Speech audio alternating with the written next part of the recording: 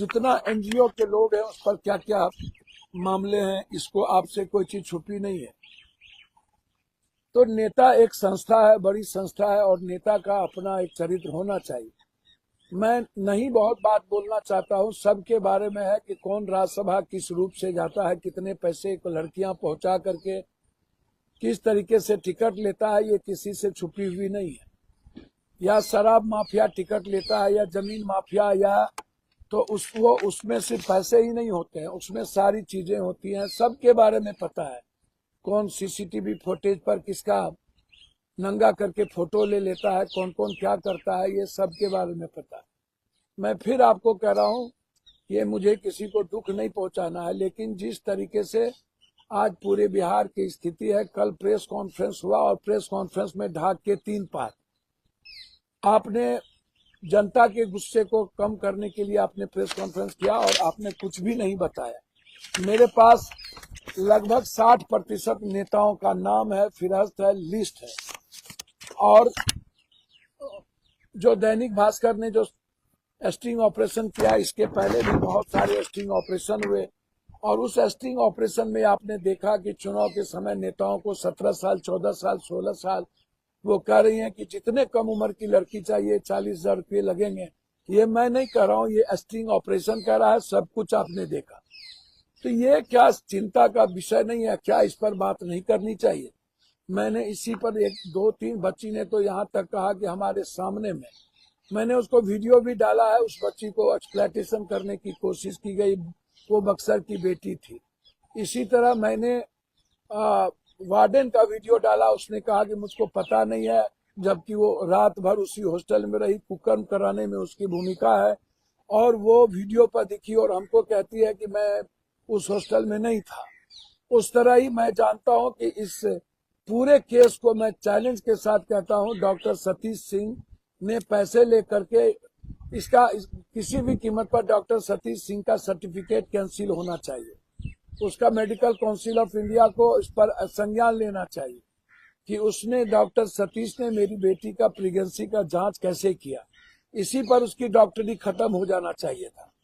क्या स्पर्म थे कि नहीं, वह किस आधार पर उनके गायनोकोलॉजिस्ट ने कह दिया कि बलात्कार नहीं हुए, और पूरी पुलिस प्रभात हॉस्पिटल के निर्णय पर ही आज तक अडिग है।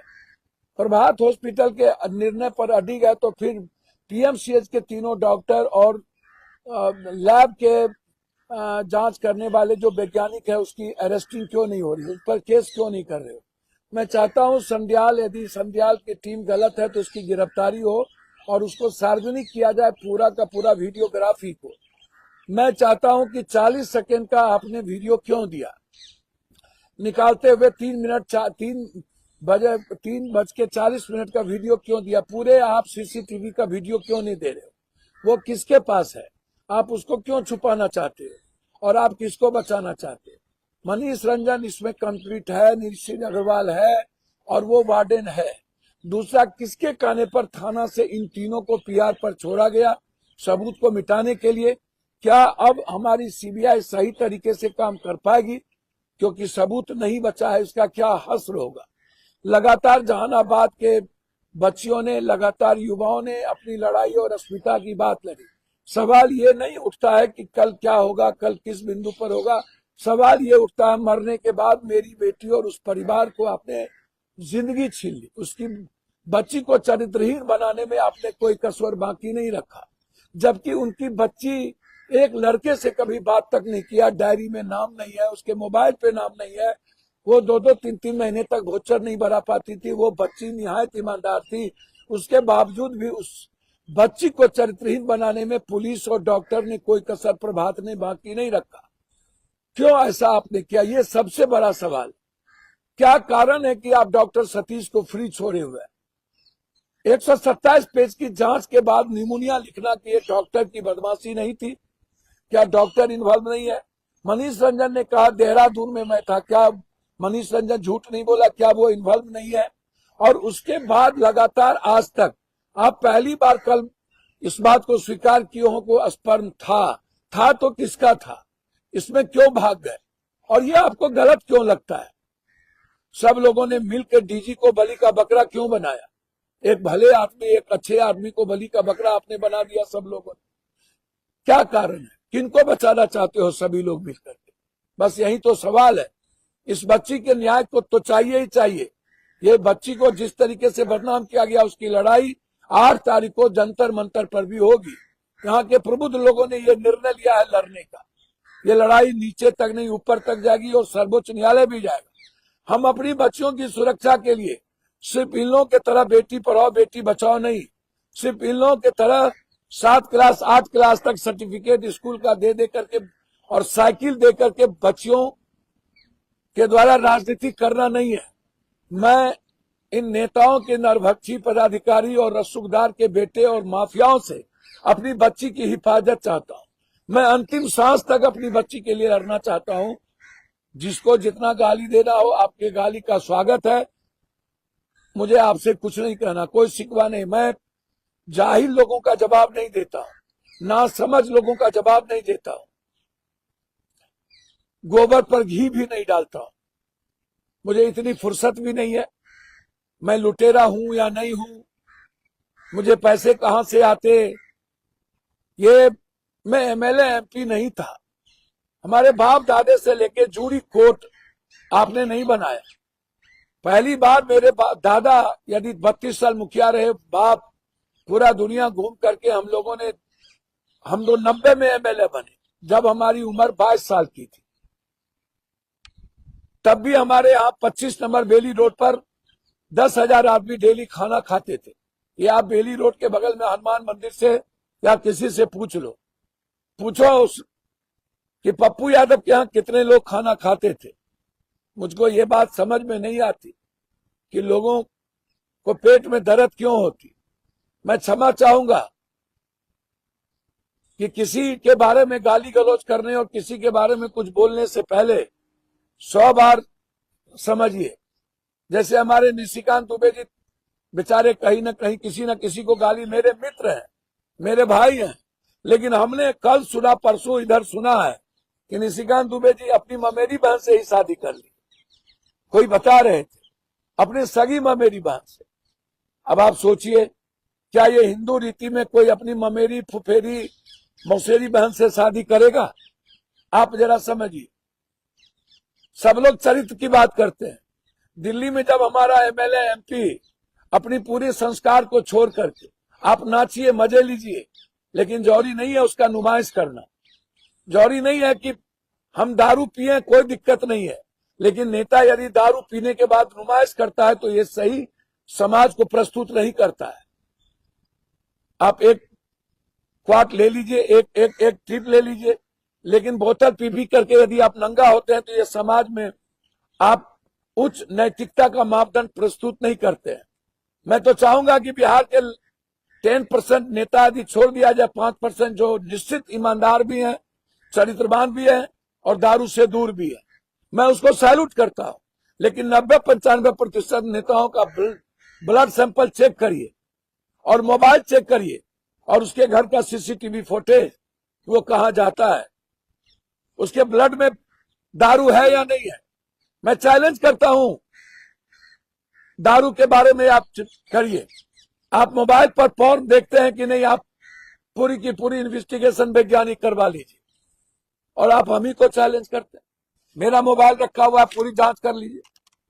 मैं चैलेंज करता हूं पूरी दुनिया से, मेरा ब्लड भी पहले जांच कीजिए कि मैं सुपारी खाता हूं कि नहीं, मैं तंबाकू खाता हूं कि नहीं, मैं मांस मछली खाता हूं कि नहीं। मैं मेरे मोबाइल पर यदि एक बार भी जिंदगी के दुनिया के किसी भी चीजों में आपको पॉर्न की शिकायत मिल जाए, मैं उसी दिन रिजाइन कर दूंगा आजीवन। मैं चैलेंज करता हूं मेरे मोबाइल को चेक करने, मैं आजीवन रिजाइन कर दूंगा। मुझे घिन आती है, नफरत आता है ऐसी चीजों से, जब ऐसे चीजों की आप आदी हो जाते। ये जहर है। मैं बार बार कहता हूं कि आपका वैज्ञानिक सीक्वेंस है, आप एक दोस्त आपके साथ हैं, कोई दिक्कत मुझे उस पर नहीं है, मुझे आपत्ति नहीं है, आप बुरे नहीं है, मैं सीधा कहता हूं। लेकिन आप यदि किसी के साथ जबरदस्ती करते हैं, किसी का रेप करते हैं, किसी को अपने पद के मुताबिक बुलाते हैं, उम्र के लिहाज से बुलाते हैं, वो गलत है और उसमें फांसी होनी चाहिए ऐसे नेताओं को। पदाधिकारी 2 आदमी, क्योंकि ये दोनों जिम्मेदार हैं संविधान और समाज के प्रति। कल का प्रेस कॉन्फ्रेंस एक नौटंकी थी, सिर्फ गुस्से को खत्म करने की। हमें लड़ना होगा अपनी इस बेटी के न्याय के लिए, किसके पीछे कौन है, फिर कोई निर्भया पैदा ना हो, इसकी लड़ाई लड़नी होगी, ये मैं ऐसा मानता हूं। मेरा किसी को तकलीफ देना नहीं है, मेरा किसी के बारे में बोलना नहीं है। आपको जितनी गाली देना हो दीजिए। मुझे दुख होता है जब कोई सोशल मीडिया वाला और कोई टीवी चैनल, कभी 1995 का कोई एक केस में बेल टूट गया, कोर्ट में हमको जानकारी नहीं मिली, नहीं जा पाए, हमारी आलोचना शुरू हो गई। अरे 25-30 साल पुराना कोई केस था जिसकी जानकारी हमारे तक नहीं पहुंची, हम कोर्ट नहीं जा पाए, हम कोर्ट चले जाएंगे, कोर्ट का आदेश आया। इसमें टीवी चैनल वाले जिस तरीके से हाय तौबा करने लगे, मुझे नफरत आता है ऐसे दुकान चलाने वाले जिसकी दुकान पप्पू यादव के नाम के लिए बगैर दुकान नहीं चलती है। क्या है, मेरा नाम ना लो, कोई जौहरी है? अपनी दुकान चलाने के लिए पप्पू यादव को गाली देना जौहरी है? पप्पू यादव यदि गलती है तो आप हमको जरूर बताओ, मैं उसको स्वीकार करूंगा। मैं क्षमा चाहता हूं यदि बेटी को बचाने और बिहार को बचाने में पप्पू यादव यदि कोई कड़वा सच बोलता है और आपको कहीं तकलीफ हो जाती है तो मैं क्षमा चाहता हूं, मुझे माफ कीजिएगा। मेरे मित्र, मैं आप सबकी इज्जत करता हूं, दिल से मैं अपने नेताओं की इज्जत करता हूं, खासतौर पर नीतीश कुमार जी की बहुत इज्जत करता हूं। लेकिन मुझे ये पसंद नहीं है जब कोई यूट्यूबर, कोई चैनल वाले जबरदस्ती पप्पू यादव को टारगेट कर लेना। जब मैं हर दुख सुख में आपके साथ हूं और आप पप्पू यादव ही आपके लिए टारगेटेड हो जाए तो मुझे लगता है कि आपसे दूर ही रहना चाहिए। और खासतौर पर छुटभइये यूट्यूबर लोग, जिस तरीके से बाप रे बाप संपत्ति क्या होगा, कैसे होगा। अरे भैया, मुझको कोई जानकारी नहीं थी केस का, मुझको कोई कागज नहीं आया, मुझे कोई पता नहीं था, मुझे जानकारी मिली, मैं कोर्ट जाऊंगा और अपना पक्ष रख दूंगा। तो इसके लिए आपको क्यों तकलीफ हो जाती? एक तरफ इतनी बड़ी लड़ाई है, उसको आप डाइवर्ट कर देते हो। कहां बेटी की लड़ाई, कहां जहानाबाद हम जाते हैं, कहां बक्सर जाते हैं, कहां इतनी बड़ी लड़ाई है, और उसको आप छोटे से चीजों में अपनी व्यूअर्स और टीआरपी के लिए पप्पू यादव शुरू हो जाते हैं। क्षमा करिएगा, माफ करिएगा, ये मुझे पसंद नहीं है। मुझसे कोई गलती होगी तो जरूर बता दीजिएगा। मैं आपका स्वाभाविक दोस्त हूं और हर यूट्यूबर की मदद मैं करता हूं और मैं कोशिश करता हूं नए जितने यूट्यूबर हो वो बढ़े। लेकिन आप इस रंग रंगेली नेता और चरित्रहीन नेताओं के फेर में मत फंसिए, जातिवादी नेताओं के फेर में मत फंसिए। और जो लोग मुझे गाली देते हैं, अपने बाहुबली नेताओं के बारे में ज्यादा चिंता करिए, अपराधी नेताओं के बारे में ज्यादा चिंता करिए। मैं आपका अच्छा दोस्त हूं, मुझे गाली देने से आपको कोई फायदा नहीं। आपको जितना केस करना हो आप करिए, न्यायालय तय करना होगा, न्यायालय क्या करेंगे। मेरे पास एडीआर में लगभग 56% नेताओं का पूरा एडीआर है, जो सरकार का एडीआर है, मैं वो कोर्ट में प्रस्तुत कर दूंगा और आप लोगों की फोटो प्रस्तुत कर देंगे। जो अभी सीतामढ़ी में जनता ने सुनील जी को वोट दे दिया, मैं कैसे कहूंगा वो गलत है? वो उनका अपना रंग रेंगली, अपनी व्यक्तिगत निजी जीवन, वो मजे ले रहे थे, वो चुम्मा चाटी ले रहे थे, उनको रूम में लेना चाहिए, जौहरी नहीं है सीढ़ी पर लेना चाहिए। सबके सामने लेने की क्या जरूरत? जैसे मोतिहारी के एक एमएलए बात करके चुम्मा चाटी ले रहे थे, तो जौहरी नहीं है सब कुछ सार्वजनिक करना। तो इसीलिए सुनील बाबू भी गलत नहीं है। अब जैसे हमारे नवल किशोर राय जी मर गए, या शिवहर के हमारे मित्र थे एमपी साहब, हम उनका नाम नहीं लेना चाहते हैं, एक अब्दुल्ला जी एमएलए थे, जिनका पूरा का पूरा टीवी चैनल सेक्स रैकेट चलाता रहा, दिखता रहा। अब वो उनकी जरूरत थी। मैं इन नेताओं से कहूंगा कि आपका व्यक्तिगत जीवन बिल्कुल बंद रूम में कैद रहे, सार्वजनिक जरूरत नहीं है उसका मसल पावर मत कीजिए और उसकी नुमाइश मत कीजिए, और अपने रसूख और अपनी ताकत का एहसास किसी कमजोर मजबूर बच्चियों के साथ मत कीजिए। मेरा यही कहना है। बच्ची को बचाने के लिए हम पूरी दुनिया से महाभारत करेंगे।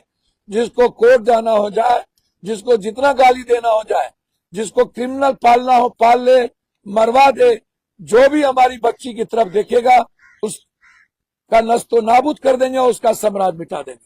बहुत बहुत धन्यवाद। नमस्कार।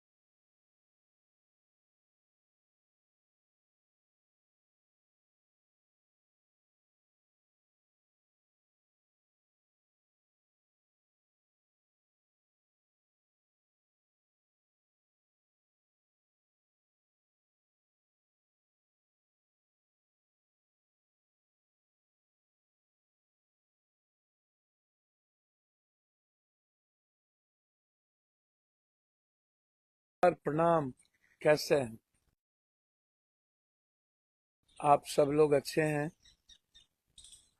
चोर के लिए ताला क्या, वकील के लिए कबाला क्या। आप कोई भी कानून बना दें, उसका इम्प्लीमेंट हमारे देश में कहाँ होता है। हमारा संविधान एक गीता का, रामायण का ग्रंथ है, बाइबल का ग्रंथ है। वह स्वच्छ मंदिर है। बाबा साहब अम्बेडकर ने एक खूबसूरत संविधान बनाया जिसमें वसुधैव कुटुंब, सर्वधर्म समभाव और सार्वभौमिकता का दर्शन दिया। सबके लिए न्याय, सबको जीने और मुस्कुराने और खुशियों की एक नैसर्गिक ऊर्जा। लेकिन क्या हुआ, उस कानून, उस संविधान को चलाने वाले लोग जब अच्छे नहीं हुए तो संविधान रद्दी की टोकरी में चलता चला गया। हम लगातार हॉस्टल के बारे में चर्चा करते थे और हॉस्पिटल के बारे में। हॉस्टल और हॉस्पिटल एक ही संस्कृति और संस्कार और एक ही अक्षर के दो पहलू। हॉस्पिटल के कुकर्म को शायद आप नहीं जानते या जानते ही हैं। हर घर से 5, 2, 3 लोग बीमार पड़ते हैं। आपसे कोई चीज छुपी नहीं है। हॉस्टल के गाइडलाइंस के बारे में, अकाउंटेबिलिटी के, जिम्मेदारी के बारे में मैं लगातार चर्चा कर रहा हूं। और मैं अपनी बेटी की सुरक्षा और उसके सम्मान के साथ कोई समझौता बचपन से नहीं किया। मैं अपने बेटी के मुद्दों पर कोई कंप्रोमाइज नहीं करता। अपनी माँ बहनों के सवाल पर कोई कंप्रोमाइज नहीं करता। मैं मानता हूं कि पूरी पश्चात संस्कृति हमारे देश और हमारे बिहार में आगे बढ़ गई। ये होगा जिस तरीके से हम AI, social media, Instagram, Facebook पूरी दुनिया को मुट्ठी में कैद करती जा रही है, वहां हमारे भी देश के बच्चे बच्ची अछूता नहीं रहेंगे। अब सवाल उठता है कि हम उसको किस दृष्टि से लेते हैं, देखते हैं। उसका सकारात्मक पहलू है, उसका नकारात्मक पहलू है, निगेटिविटी भी है, पॉजिटिवनेस भी है। हमारे बच्चे में पॉजिटिवनेस भी है, निगेटिविटी। आप जिधर हमारे बच्चे बच्चियों को डालना चाहिएगा वैसे ढल जाएगा। अनुशासन जितना सख्त होगा, कानून जितना लागू होगा, हमारे भीतर में एक इकबाल होगा, एक डर होगा। मैं चाहता हूं कि एक डर हो, एक इकबाल हो हर कीमत पर। मेरी इच्छा है कि हर परिस्थितियों में गलत आदमी के मन में एक डर और भय रहना चाहिए, और हमारे बच्चों के भीतर भी डर होना चाहिए कि हम कोई गलत स्टेप ना लें। और माता पिता को भी चाहिए कि उनकी दोनों आंख खोल के अपने बच्चों के उस उम्र तक, जब तक हमारे बच्चे खुद आत्मनिर्भर नहीं बनते हैं, तब तक उनकी नजरें अपने बच्चों पर है। आप ये जिम्मेदारी से नहीं मुकर सकते हैं कि हमारे बच्चे कोटा चले गए, दिल्ली चले गए और मैं स्वतंत्र हो गया। ये सही नहीं है। आप जहां भी रहिए अपने बच्चों पर अपनी निगाहें रखिए। मैं हॉस्टल के मामले में जानता हूं, मैं कई बार कहा हूं कि आपको एक मर्यादा, एक संस्कृति का ध्यान रखना पड़ेगा, मूल्यों का ध्यान रखना पड़ेगा। यदि हम ध्यान नहीं रखते हैं तो ये सही नहीं है।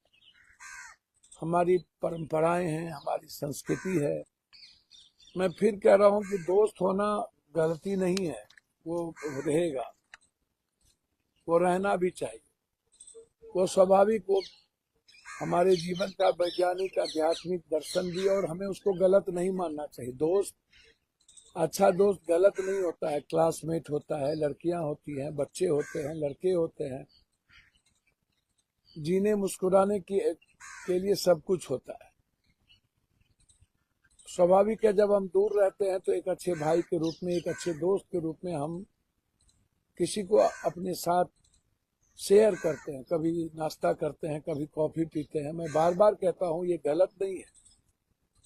मैं यह भी कहता हूं कि आप प्यार और प्रेम करना भी गलत नहीं है। मैं बहुत इस मामले में मैं बेतुकी बात नहीं करूंगा कि बच्चों पर इस तरह के अंकुश या इसी तरह की बातें, लेकिन जब हम पढ़ने जाते हैं तो हमें इस बात का जरूर ख्याल रखना चाहिए कि हमारा अपना भविष्य है और आने वाले समय में हमारे भी परिवार है। इसीलिए कोई मेरी बच्चों पर गलत निगाहें रखे, दृष्टि रखे, और हमारे बच्चियों के कुछ कमजोरियों के कारण हमारी बच्ची किसी नेता, पदाधिकारी, पुलिसिया, कुचक्र और माफियाओं के और रसूखदार लड़के बच्चे के चक्र में फंस जाए, ये मैं नहीं होने दूंगा। ये जो गिद्ध दृष्टि है, ये जो दरभक्षियों की, ये नहीं चलेगा। और मैं मानता हूं कि लगभग जो लोअर क्लास, मिडिल क्लास, गरीब लोग हैं, उसकी मानसिकता अपने जीने खाने में है। ऐसा नहीं है कि नहीं मानता हूं कि उसके बच्चे गड़बड़ नहीं है, लेकिन मैं ये मानता हूं ये जो पैसे वाले रसूखदार लोग हैं, जिसको अकूट लूट के पैसा कमाता है, पैसे की कमी नहीं रह गई है, पैसे कमाने के बाद और गलत आदतों के बाद वो क्या करेगा। जब हम पॉर्न देखेंगे, मैं कई बार कहता हूं, तो बहुत सारे लोग हमें गाली देने लगते हैं। पहली बार विधायक, एमएलए, एमपी बनने वाले लोग भी और किसी तरह अनुकंपा पर बन जाने वाले एमएलए, एमएलसी भी अच्छा गाली देते हैं, मुझे अच्छा लगता है। अब आप ऊंट बैठियो जाए तो गधा से ऊंचा है, सूरज पर आप थूक फेंकते रहो, मुझे कोई दिक्कत नहीं है। मैंने कई बार कहा कि एक बाज बहुत शक्तिशाली पक्षी होता है, उसके पीठ पर कौवा बैठ के चोंच मारता रहता है, बाज चुपचाप रहता है, उसका जवाब नहीं देता। यदि वो जवाब दे तो एक पंख से कौवा मर सकता है, लेकिन बाज उड़ता हुआ चला जाता है बहुत ऊंचाई पर, और बहुत ऊंचाई जाता है जहां के बाद कौवा सांस लेना बंद कर देता है, उसकी उससे ऊंचाई पर सांस लेने में दिक्कत होती है और वो मर जाता है। बाज उड़ते हुए बहुत ऊंचाई की ओर चला जाता है, जिसको कोई देख नहीं पाता है। तो मुझे किसी को ठेस नहीं पहुंचाना है। या मैं कई बार कहता हूं कि 10% नेता की बात करता हूं। बहुत देर आए दुरुस्त आए, सरकार ने कल एक कानून लाया, लॉ लाया जो पप्पू यादव की लड़ाई थी कि हॉस्टल में सीसीटीवी, वार्डन, ये और वो, पुलिसिया वेरिफिकेशन, कोई मर्द नहीं जाएगा, कोई जेंट्स नहीं जाएगा, उसके लिए अलग ऑफिस होंगे,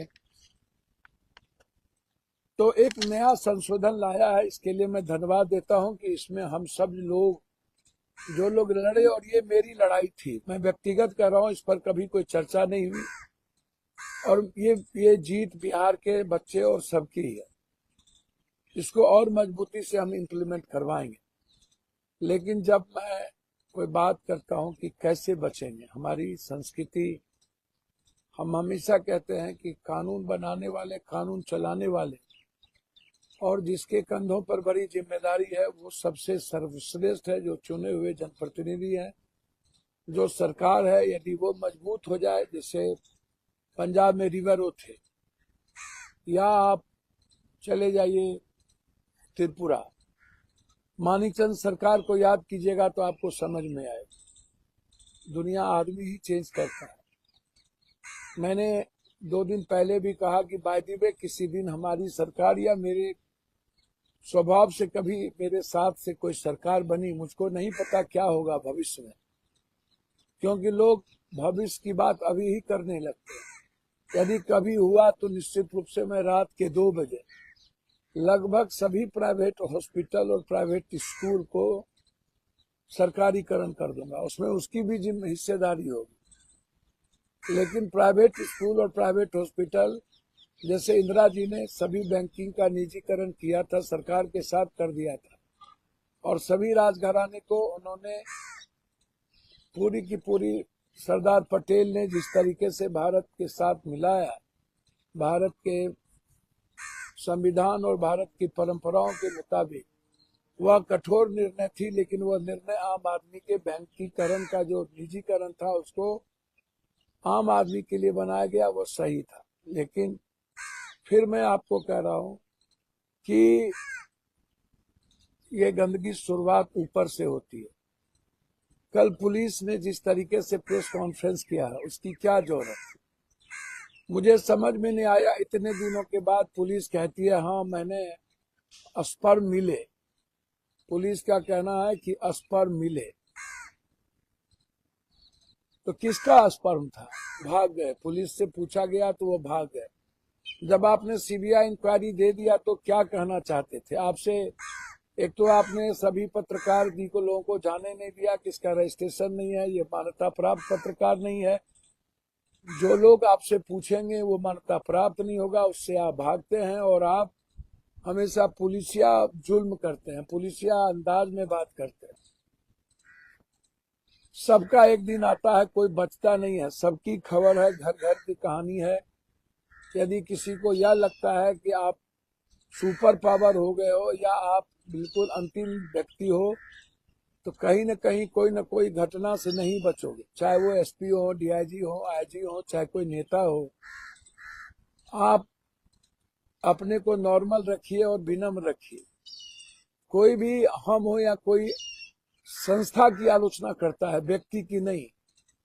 यदि अभिनव जी आपको लगता हो, या पटना एसएसपी साहब कार्तिकेयन जी आपको लगता हो कि पप्पू यादव की आलोचना व्यक्तिगत है, तो मैं तो आपको ईमानदार भी कहता हूं, मैं डीजी साहब को ईमानदार भी कहता हूं। लेकिन ईमानदारी का मतलब सिर्फ लेना देना नहीं है, ईमानदारी का मतलब पैसा ही नहीं है। ईमानदारी का मतलब जाति के जहर में भी यदि मैं इन्वॉल्व हूं तो मैं ईमानदार नहीं हूं। यदि मैं सच बोलने की हिम्मत नहीं रखता हूं और किसी सरकार से प्रभावित हो जाता हूं तो मैं ईमानदार नहीं हूं। मैंने कई बार इस बात को कहा कि ईमानदारी का मतलब है कि होल कैरेक्टर, होल आचरण, होल चरित्र। मुझ में भी कोई खामियां हो सकती है, मैं भी इंसान हूं, मैं कोई भगवान नहीं हूं। लेकिन मेरी कोशिश होती है गलतियां एक बार हो, दोबारा नहीं हो। मेरी यह भी कोशिश होती है कि हमें बचना चाहिए हर उन चीजों से जो जिसके कारण दुनिया हमें वाच करती है, और वो हमें ही गलत रास्ते की ओर जाना पर मजबूर न करना पड़े। मैं फिर कह रहा हूं कि मुझसे कभी बड़ी गलतियां नहीं हो सकती। मुझसे कोई जाने अनजाने में कोई भूल हो जाए वो अलग बात है, लेकिन गलतियां नहीं होगी। मैं आपको सच कहता हूँ, मैं आपका आलोचक नहीं हूँ, मैं आपका अच्छा मित्र हूँ। आप हमें अपना आलोचक और दुश्मन नहीं मानिए। सरकार की आलोचना वैचारिक मैं करता हूँ, करता रहूंगा, चाहे मुझे मरना हो, कोई मार दे, मैं माफियाओं की आलोचना करूंगा, क्योंकि उनका जो माफिया और अपराधी और रसूखदार लोगों का कैरेक्टर सिर्फ लोगों को नीचे दिखाने का और अपने ताकत से रौंदने का होता है। वो अपने रसूख से समाज को गंदा करता है, वो गंदे आदमी है। मैं ये नहीं कहता कि पुलिस गंदे है, लेकिन पुलिस के आड़ में कुछ व्यक्ति गंदा हो जाता है करते हुए, और जो आप भी जानते हैं कि गंदे लोग हैं या नहीं। हर संस्था में गंदे लोग होते हैं। मैंने कई बार कहा अपने नेताओं से कि मैं किसी व्यक्ति का आलोचक नहीं हूँ, आपका निजी जीवन क्या है आप जानो। अब जैसे हार्दिक पटेल ने 3 लड़कियों के साथ नग्न नहीं थी, पूरे नग्न थी, तो हार्दिक पटेल ने कहा मैंने तो कोई जबरदस्ती किया नहीं, यदि मुझे मेरी ताकत है और मैं 3 लड़कियों के साथ सो सकता हूँ और लड़कियां अपने मन से आई तो इसमें क्या गुनाह है। और लोगों ने माफ कर दिया, लोगों ने वोट दे दिया, जैसे बिल क्लिंटन को दिया, जैसे एप्स्टीन फाइल में पूरे से पूरे ट्रंप का और पूरे देश के नेताओं का। मुझे दुख यहाँ इस बात का है कि नेता जाए करे कोई भी चीज नहीं, वो शारीरिक उनकी अपनी है, वो क्या करेंगे मुझे उस पर नहीं लेना देना, लेकिन 13 साल 14 साल बच्चियों को ढूंढना और अपने रसूख, अपने पदों के रसूख, जब पद पर आकर के कोई नेता इस तरह के कुकर्म करते हैं तो वो जघन्य अपराध है और उसको फांसी मिलनी चाहिए। क्योंकि पद का दुरुपयोग और पद के कारण यदि किसी बच्ची 14 साल 15 साल या कोई एक दोस्त होना, मैं बार बार कहता हूं कि वो गुनाह नहीं है। यदि आपको कोई एक दोस्त है और आप किसी न किसी अकेलापन या आपको महसूस होता है तो आपके अपने जगह पर है, लेकिन इस तरह की प्रवृत्ति एकदम नरभक्षी वाली बदलते रहना वो सही मैं नहीं मानता हूँ। उसको मैंने एक बार नहीं, कई पूरे देश में कई बार इस तरह की चीजें देखी गई, अस्पतालों में, कोर्ट में, सभी जगह देखेगा। ऐसा थोड़ी है, जज बनाने के नाम पर वकील का एक्सप्लॉयटेशन होता था, होता रहा है, सब कुछ के नाम पर होता रहा है। आज जो लगातार हमारी बच्ची को रात में ड्यूटी दी जाती है सिपाही, और लगातार डीएसपी एसपी इन लोगों के द्वारा सिपाही इंस्पेक्टर या एएसपी का जो शोषण आप देखिएगा, लगातार सासाराम से मुद्दों को लेकर के किसी भी सिपाही लगातार आत्महत्या का दौर जो बढ़ा है, इसको क्या मानेंगे। मैं बार बार कहता हूं इन चीजों से बचना चाहिए। जब कोई भी बच्ची को, मैं बार बार कहता हूं कि पुलिस में आप उसको रात में ड्यूटी जिम्मेदारी मत दीजिए, लेकिन आप उसको रात में भी जिम्मेदारी देते हैं, दूर पर रखेंगे, तो इस चीज को समझने की जरूरत है। कितने डीएसपी, कितने एसपी का नंगा खेल, नंगा नाच पुलिस या बच्ची के साथ आया है, ये आप सब देख रहे हैं। यदि किसी को इस बात का चैलेंज है तो आप उठा करके देख लीजिए कि बिहार पुलिस में जब से हमारी बच्चियों का आना हुआ, वो आएंगी, बच्ची आएंगी, नहीं तो करेंगी क्या। लेकिन मुझे उस ओर ढालना पड़ेगा, सिस्टम ढालना पड़ेगा और हमें बचना होगा। मैंने बार बार कहा कि इससे परिवार का कलह बढ़ता है, परिवार टूट जाता है, इसको समझिए। इस तरह मैंने कई बार कहा कि जब से प्रज्वला 3000 लड़कियों के साथ सेक्स किया और उसको वीडियो पर डाल दिया। आप जानते हैं देवेगौड़ा जी के पोता के बारे में, सारी लड़कियों के साथ सेक्स करके वीडियो पर डाला गया। इस तरह कर्नाटक, उड़ीसा, छत्तीसगढ़ में विधायकों के द्वारा लगातार सार्वजनिक पॉर्न देखने की बात एक बार नहीं कई बार उजागर हुई। इतना ही उजागर नहीं है, एडीआर में आया हुआ है कि पूरा का पूरा एमपी एमएलए लगभग कितने 70-80% एडीआर में मेरे पास लिस्ट है।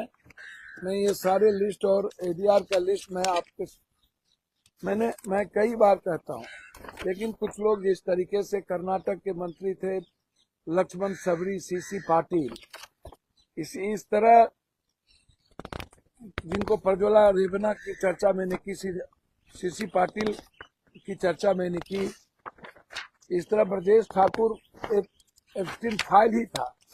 ब्रजेश ठाकुर का जब मामला आया बिहार में, आपको पता है कि जिस तरीके से मुजफ्फरपुर में आप उठा करके देखिए, वहां की 35 बच्चियां, जो 17 साल की बच्ची थी जिसको रखा गया अनाथ बच्ची थी उसको नेताओं के घर कैसे परोसे गए, पदाधिकारियों के घर कैसे परोसे गए, पटना में वो बच्ची कैसे गई, होटल में रखी गई, होटल में कौन आया, सब कोर्ट में जगजाहिर है। इसी तरह अरुण कुमार महिला बलात्कार के लंबी कानूनी प्रक्रिया, संजीव मुखिया जो लगातार ये आया कि अपने रसूख और लड़कियों के द्वारा सारे नेताओं को ये करना और क्वेश्चन आउट करना, उस तरह कई विधायक मंत्री का सजा बिहार में, मैं नाम नहीं लेना चाहता हूँ। जब कोई बात करता है तो मुझे अच्छा नहीं लगता, चाहे सभी पार्टी हम में नंगे हैं, कमलेश हो, बाबा चंद्रा स्वामी, स्वामी प्रेमानंद, बाबा अयप्पा, ये जितने लोग हैं, एक नहीं 100 200 साध्वी को बलात्कार करके मार दिया। संत कृपालू महाराज, नित्यानंद स्वयंभू भगवान, राम रहीम सिंह, आशा राम, ये लगभग चाहे सेंगर हो चाहे बरभूषण भाई का पर आरोप लगा हो, मैं ये नहीं कहता मेरे बरभूषण भाई ये है। गुजरात राजस्थान के बंगा बीजेपी नेता स्वैप सिंह घोष, हावड़ा संकरेल अपने होटल में सेक्स रैकेट करते पकड़ाए गए। एक मेयर थे जिसने कई लड़कियों के साथ होटल में पकड़ाया। इस तरह नेताओं के द्वारा, भीषण पटेल जी हमारे गार्जियन रहे हैं, लेकिन 3 लड़कियों के साथ इस उम्र में भी मजे ले रहे थे। तो जो उनकी उम्र है 3 लड़कियों के साथ नेकेट, और मैं स्वाभाविक है वो कोई जबरदस्ती नहीं कर रहे थे, वो बहुत ही मेल मिलाप के साथ थे, उस पर केस नहीं लग सकता है। लेकिन जब नेताओं की चंपा विश्वास की घटना, गौतम शिल्पी की घटना याद करिए कि कौन कौन लोग इन्वॉल्व थे और उसका क्या हुआ। Muzaffarpur shelter house, sex racketeer, FIR NGO प्रमुख, जितना एनजीओ के लोग हैं उस पर क्या क्या मामले हैं, इसको आपसे कोई चीज छुपी नहीं है। तो नेता एक संस्था है, बड़ी संस्था है, और नेता का अपना एक चरित्र होना चाहिए। मैं नहीं बहुत बात बोलना चाहता हूँ, सबके बारे में है कि कौन राज्यसभा किस रूप से जाता है, कितने पैसे को लड़कियां पहुंचा करके किस तरीके से टिकट लेता है, ये किसी से छुपी हुई नहीं है। या शराब माफिया टिकट लेता है, या जमीन माफिया, या तो उसमें सिर्फ पैसे ही नहीं होते हैं, उसमें सारी चीजें होती हैं, सबके बारे में पता है। कौन सीसीटीवी फुटेज पर किसका नंगा करके फोटो ले लेता है, कौन कौन क्या करता है, ये सब के बारे में पता है। मैं फिर आपको कह रहा हूँ, ये मुझे किसी को दुख नहीं पहुंचाना है, लेकिन जिस तरीके से आज पूरे बिहार की स्थिति है, कल प्रेस कॉन्फ्रेंस हुआ और प्रेस कॉन्फ्रेंस में ढाक के 3 पार, आपने जनता के गुस्से को कम करने के लिए आपने प्रेस कॉन्फ्रेंस किया और आपने कुछ भी नहीं बताया। मेरे पास लगभग 60% नेताओं का नाम है, फिरहस्त है, लिस्ट है। और जो दैनिक भास्कर ने जो स्टिंग ऑपरेशन किया, इसके पहले भी बहुत सारे स्टिंग ऑपरेशन हुए, और उस स्टिंग ऑपरेशन में आपने देखा कि चुनाव के समय नेताओं को 17 साल, 14 साल, 16 साल, वो कह रही हैं कि जितने कम उम्र की लड़की चाहिए 40,000 रुपये लगेंगे। ये मैं नहीं कह रहा हूँ, ये स्टिंग ऑपरेशन कह रहा है, सब कुछ आपने देखा। तो ये क्या चिंता का विषय नहीं है? क्या इस पर बात नहीं करनी चाहिए? मैंने इसी पर 1 2 3 बच्ची ने तो यहाँ तक कहा कि हमारे सामने में, मैंने उसको वीडियो भी डाला है, उस बच्ची को एक्सप्लॉइटेशन करने की कोशिश की गई, वो बक्सर की बेटी थी। इसी तरह मैंने वार्डन का वीडियो डाला, उसने कहा कि मुझको पता नहीं है, जबकि वो रात भर उसी हॉस्टल में रही, कुकर्म कराने में उसकी भूमिका है, और वो वीडियो पर दिखी और हमको कहती है कि मैं उस हॉस्टल में नहीं था। उस तरह ही मैं जानता हूं कि इस पूरे केस को मैं चैलेंज के साथ कहता हूं, डॉक्टर सतीश सिंह ने पैसे लेकर के किसी भी कीमत पर डॉक्टर सतीश सिंह का सर्टिफिकेट कैंसिल होना चाहिए। उसका मेडिकल काउंसिल ऑफ इंडिया को इस पर संज्ञान लेना चाहिए कि उसने, डॉक्टर सतीश ने मेरी बेटी का प्रेगनेंसी का जांच कैसे किया। इसी पर उसकी डॉक्टरी खत्म हो जाना चाहिए था। क्या स्पर्म थे कि नहीं, वह किस आधार पर उनके गायनोकोलॉजिस्ट ने कह दिया कि बलात्कार नहीं हुए, और पूरी पुलिस प्रभात हॉस्पिटल के निर्णय पर ही आज तक अडिग है। प्रभात हॉस्पिटल के निर्णय पर अडिग है, तो फिर पीएमसीएच के तीनों डॉक्टर और लैब के जांच करने वाले जो वैज्ञानिक है, उसकी अरेस्टिंग क्यों नहीं हो रही, उस पर केस क्यों नहीं कर रहे हो? मैं चाहता हूं संध्याल, यदि संध्याल की टीम गलत है तो उसकी गिरफ्तारी हो और उसको सार्वजनिक किया जाए, पूरा का पूरा वीडियोग्राफी को, मैं चाहता हूं कि 40 सेकेंड का आपने वीडियो क्यों दिया, निकालते हुए 3 बज के 40 मिनट का वीडियो क्यों दिया, पूरे आप सीसीटीवी का वीडियो क्यों नहीं दे रहे हो, वो किसके पास है, आप उसको क्यों छुपाना चाहते हो और आप किसको बचाना चाहते हो। मनीष रंजन इसमें कंप्लीट है, निश्चित अग्रवाल है और वो वार्डन है। दूसरा, किसके कहने पर थाना से इन तीनों को पीआर पर छोड़ा गया सबूत को मिटाने के लिए। क्या अब हमारी सीबीआई सही तरीके से काम कर पाएगी, क्योंकि सबूत नहीं बचा है, इसका क्या हश्र होगा। लगातार जहानाबाद के बच्चियों ने, लगातार युवाओं ने अपनी लड़ाई और अस्मिता की बात लड़ी। सवाल ये नहीं उठता है कि कल क्या होगा, कल किस बिंदु पर होगा, सवाल ये उठता है मरने के बाद मेरी बेटी और उस परिवार को आपने जिंदगी छीन ली, उसकी बच्ची को चरित्रहीन बनाने में आपने कोई कसर बाकी नहीं रखा, जबकि उनकी बच्ची एक लड़के से कभी बात तक नहीं किया, डायरी में नाम नहीं है, उसके मोबाइल पे नाम नहीं है, वो 2-2, 3-3 महीने तक भोजन नहीं भरा पाती थी, वो बच्ची निहायत ईमानदार थी, उसके बावजूद भी उस बच्ची को चरित्रहीन बनाने में पुलिस और डॉक्टर ने कोई कसर प्रभात ने बाकी नहीं रखा। क्यों ऐसा आपने किया, ये सबसे बड़ा सवाल। क्या कारण है कि आप डॉक्टर सतीश को फ्री छोड़े हुए हैं। 127 पेज की जांच के बाद निमोनिया लिखना कि ये डॉक्टर की बदमाशी नहीं थी, क्या डॉक्टर इन्वॉल्व नहीं है। मनीष रंजन ने कहा देहरादून में मैं था, क्या मनीष रंजन झूठ नहीं बोला, क्या वो इन्वॉल्व नहीं है। और उसके बाद लगातार आज तक आप पहली बार कल इस बात को स्वीकार किए हो को स्पर्म था तो किसका था, इसमें क्यों भाग गए और ये आपको गलत क्यों लगता है। सब लोगों ने मिलकर डीजी को बलि का बकरा क्यों बनाया, एक भले आदमी, एक अच्छे आदमी को बलि का बकरा आपने बना दिया सब लोगों ने। क्या कारण है, किनको बचाना चाहते हो सभी लोग मिलकर के, बस यही तो सवाल है। इस बच्ची के न्याय को तो चाहिए ही चाहिए। ये बच्ची को जिस तरीके से बदनाम किया गया, उसकी लड़ाई 8 तारीख को जंतर मंतर पर भी होगी। यहाँ के प्रबुद्ध लोगों ने ये निर्णय लिया है लड़ने का। ये लड़ाई नीचे तक नहीं ऊपर तक जाएगी और सर्वोच्च न्यायालय भी जाएगा।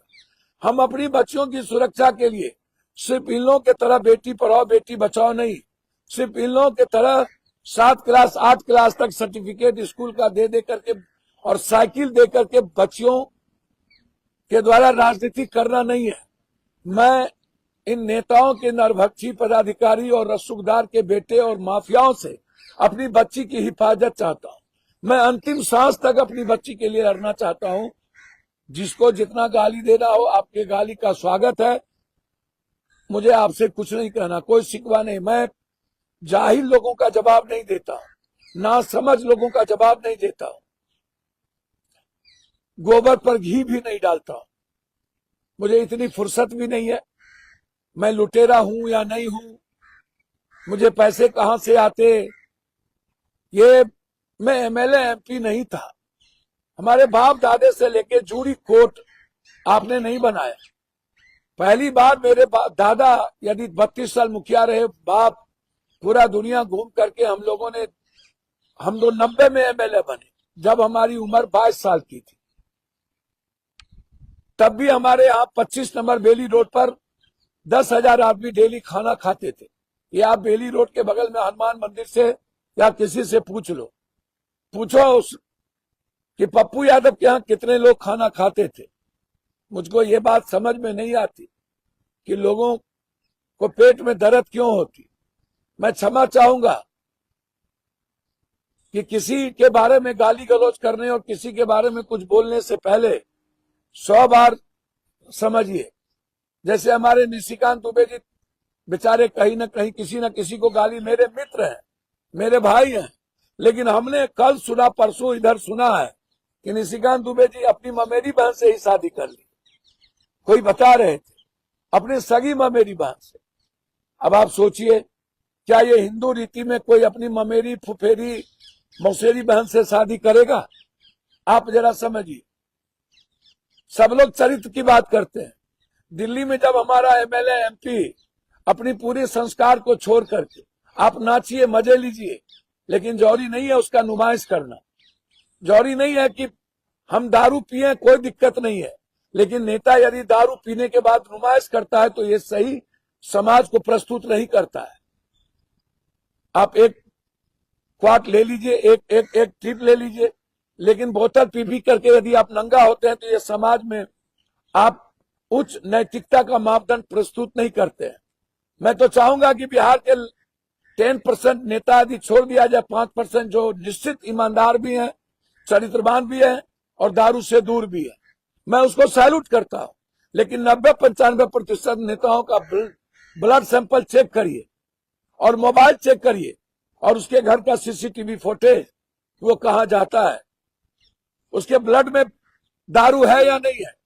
मैं चैलेंज करता हूं, दारू के बारे में आप करिए।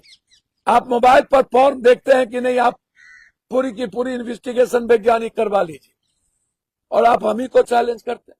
मेरा मोबाइल रखा हुआ है, पूरी जांच कर लीजिए। मैं चैलेंज करता हूं पूरी दुनिया से, मेरा ब्लड भी पहले जांच कीजिए कि मैं सुपारी खाता हूं कि नहीं, मैं तंबाकू खाता हूं कि नहीं, मैं मांस मछली खाता हूं कि नहीं। मैं मेरे मोबाइल पर यदि एक बार भी जिंदगी के दुनिया के किसी भी चीजों में आपको पॉर्न की शिकायत मिल जाए, मैं उसी दिन रिजाइन कर दूंगा आजीवन। मैं चैलेंज करता हूं मेरे मोबाइल को चेक करने, मैं आजीवन रिजाइन कर दूंगा। मुझे घिन आती है, नफरत आता है ऐसी चीजों से, जब ऐसे चीजों की आप आदी हो जाते। ये जहर है। मैं बार बार कहता हूं कि आपका वैज्ञानिक सीक्वेंस है, आप एक दोस्त आपके साथ हैं, कोई दिक्कत मुझे उस पर नहीं है, मुझे आपत्ति नहीं है, आप बुरे नहीं है, मैं सीधा कहता हूं। लेकिन आप यदि किसी के साथ जबरदस्ती करते हैं, किसी का रेप करते हैं, किसी को अपने पद के मुताबिक बुलाते हैं, उम्र के लिहाज से बुलाते हैं, वो गलत है और उसमें फांसी होनी चाहिए ऐसे नेताओं को, पदाधिकारी, दो आदमी, क्योंकि ये दोनों जिम्मेदार हैं संविधान और समाज के प्रति। कल का प्रेस कॉन्फ्रेंस एक नौटंकी थी, सिर्फ गुस्से को खत्म करने की। हमें लड़ना होगा अपनी इस बेटी के न्याय के लिए, किसके पीछे कौन है, फिर कोई निर्भया पैदा ना हो, इसकी लड़ाई लड़नी होगी, ये मैं ऐसा मानता हूं। मेरा किसी को तकलीफ देना नहीं है, मेरा किसी के बारे में बोलना नहीं है। आपको जितनी गाली देना हो दीजिए। मुझे दुख होता है जब कोई सोशल मीडिया वाला और कोई टीवी चैनल, कभी 1995 का कोई एक केस में बेल टूट गया, कोर्ट में हमको जानकारी नहीं मिली, नहीं जा पाए, हमारी आलोचना शुरू हो गई। अरे 25-30 साल पुराना कोई केस था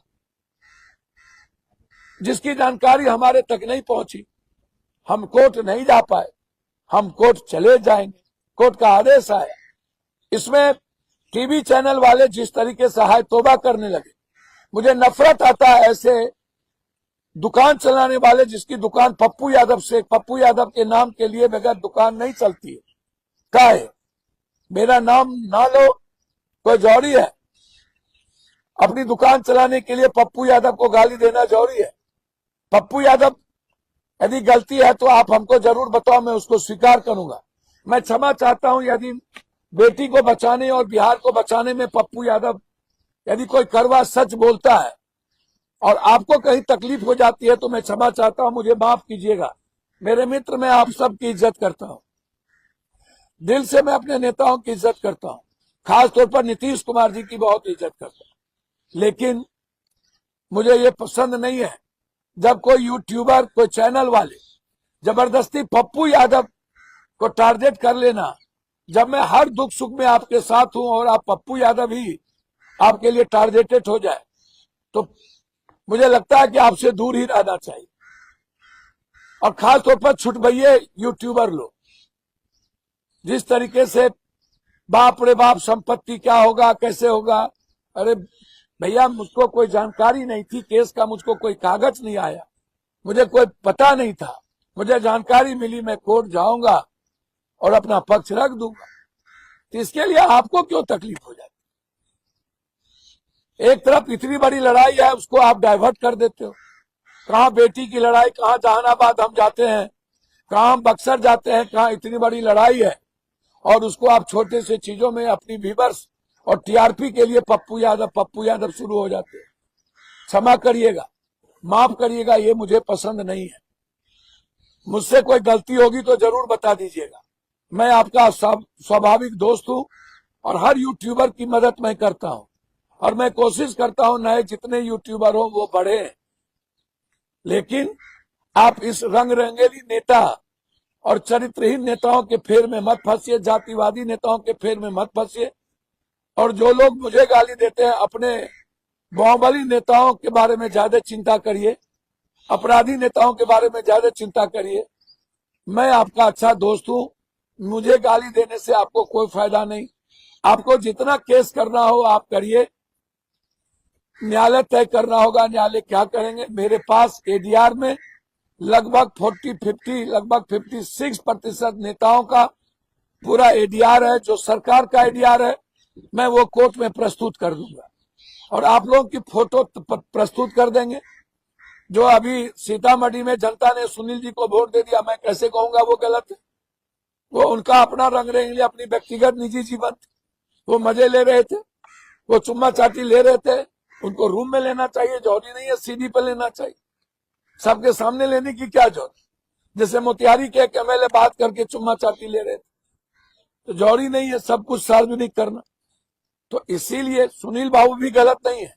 अब जैसे हमारे नवल किशोर राय जी मर गए, या शिवहर के हमारे मित्र थे एमपी साहब, हम उनका नाम नहीं लेना चाहते हैं, एक अब्दुल्ला जी एमएलए थे, जिनका पूरा का पूरा टीवी चैनल सेक्स रैकेट चलाता रहा, दिखता रहा। अब वो उनकी जरूरत थी। तो मैं इन नेताओं से कहूंगा कि आपका व्यक्तिगत जीवन बिल्कुल बंद रूम में कैद रहे, सार्वजनिक जरूरत नहीं है उसका मसल पावर मत कीजिए और उसकी नुमाइश मत कीजिए। और अपने रसूख और अपनी ताकत का एहसास किसी कमजोर मजबूर बच्चियों के साथ मत कीजिए। मेरा यही कहना है। बच्ची को बचाने के लिए हम पूरी दुनिया से महाभारत करेंगे। जिसको कोर्ट जाना हो जाए, जिसको जितना गाली देना हो जाए, जिसको क्रिमिनल पालना हो पाल ले, मरवा दे।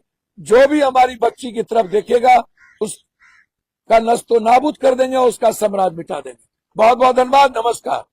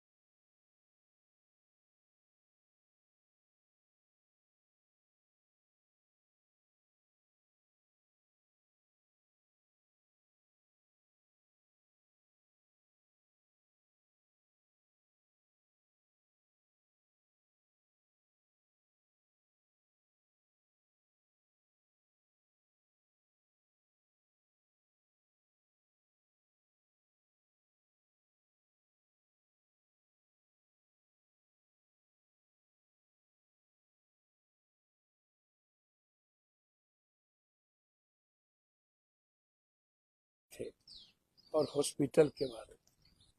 हॉस्टल और हॉस्पिटल एक ही संस्कृति और संस्कार और एक ही अक्षर के दो पहलू। हॉस्पिटल के कुकर्म को शायद आप नहीं जानते या जानते ही हैं, हर घर से 5-2-3 लोग बीमार पड़ते हैं, आपसे कोई चीज छुपी नहीं है। हॉस्टल के गाइडलाइंस के बारे में, अकाउंटेबिलिटी के जिम्मेदारी के बारे में मैं लगातार चर्चा कर रहा हूं, और मैं अपनी बेटी की सुरक्षा और उसके सम्मान के साथ कोई समझौता बचपन से नहीं किया। मैं अपनी बेटी के मुद्दों पर कोई कंप्रोमाइज नहीं करता, अपनी माँ बहनों के सवाल पर कोई कंप्रोमाइज नहीं करता। मैं मानता हूं कि पूरी पश्चात संस्कृति हमारे देश और हमारे बिहार में आगे बढ़ गई। ये होगा जिस तरीके से हम AI, social media, Instagram, Facebook पूरी दुनिया को मुट्ठी में कैद करती जा रही है, वहां हमारे भी देश के बच्चे बच्ची अछूता नहीं रहेंगे।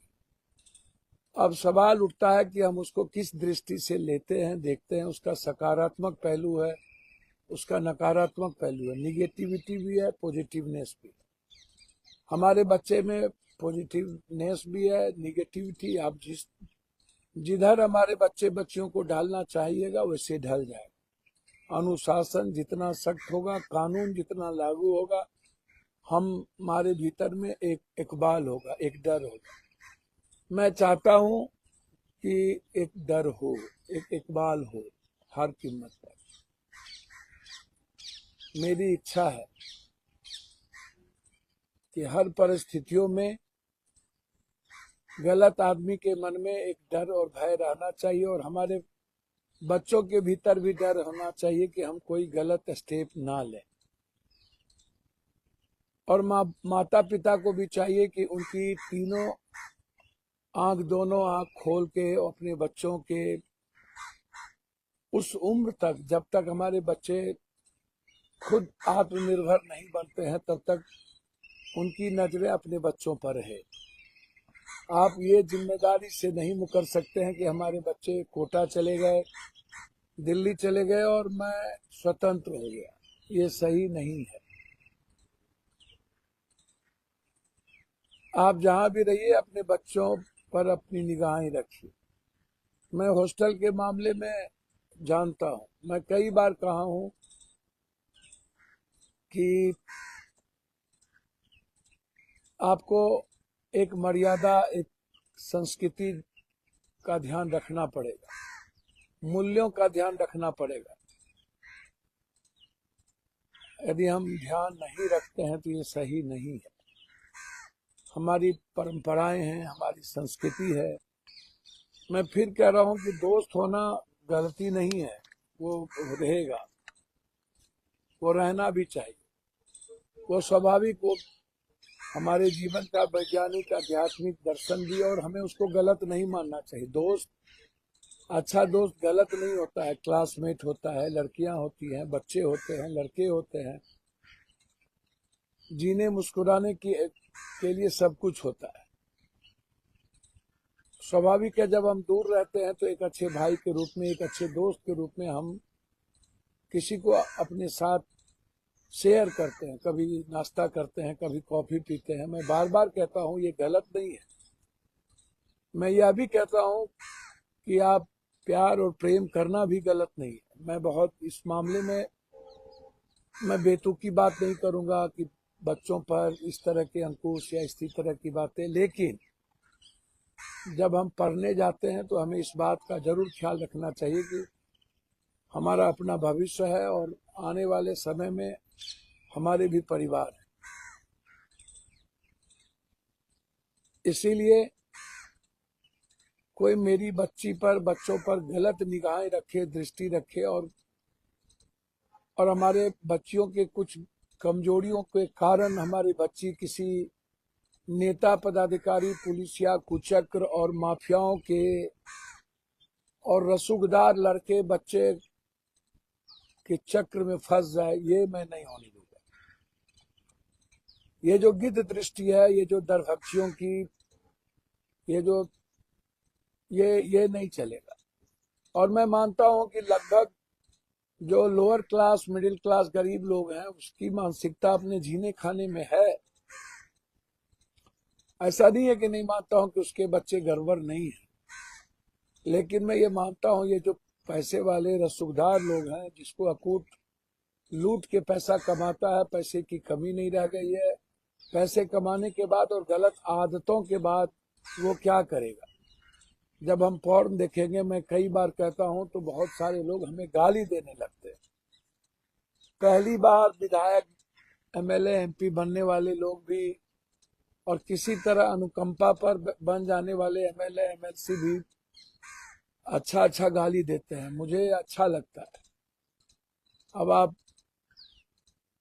ऊंट बैठियो जाए तो गधा से ऊंचा है, सूरज पर आप थूक फेंकते रहो, मुझे कोई दिक्कत नहीं है।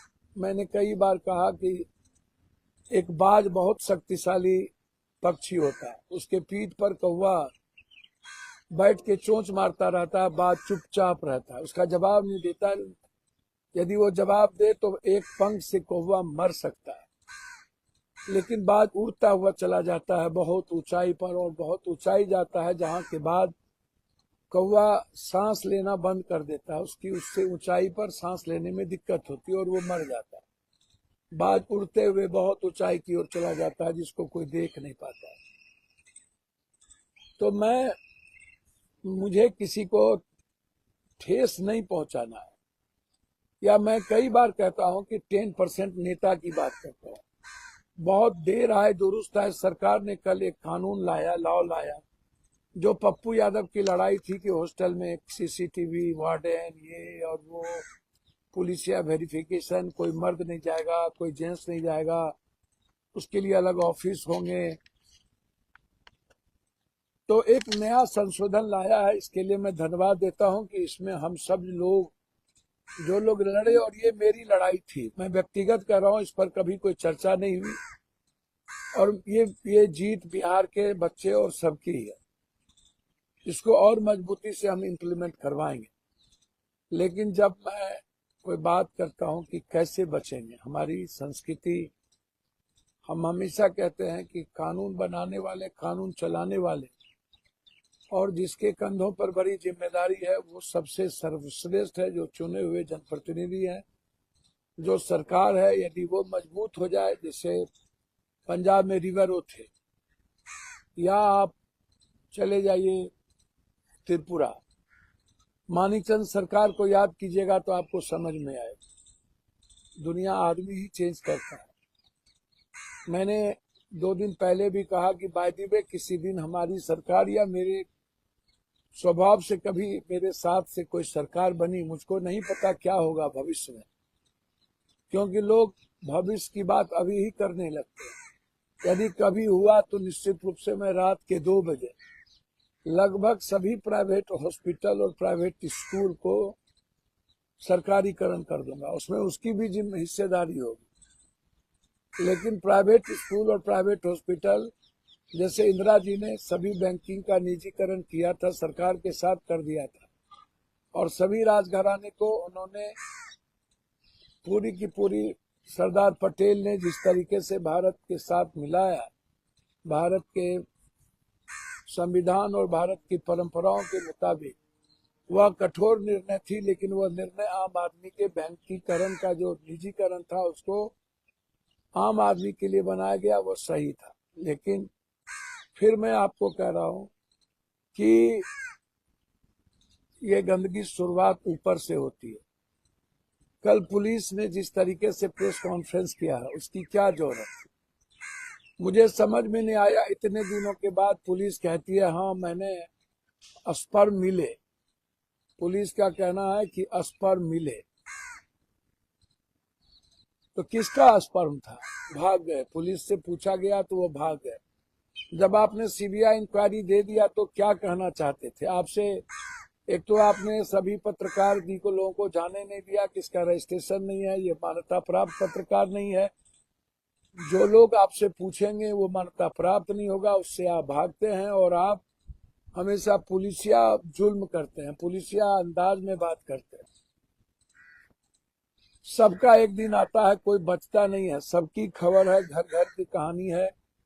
यदि किसी को यह लगता है कि आप सुपर पावर हो गए हो या आप बिल्कुल अंतिम व्यक्ति हो, तो कहीं न कहीं कोई न कोई घटना से नहीं बचोगे, चाहे वो एसपी हो, डीआईजी हो, आईजी हो, चाहे कोई नेता हो।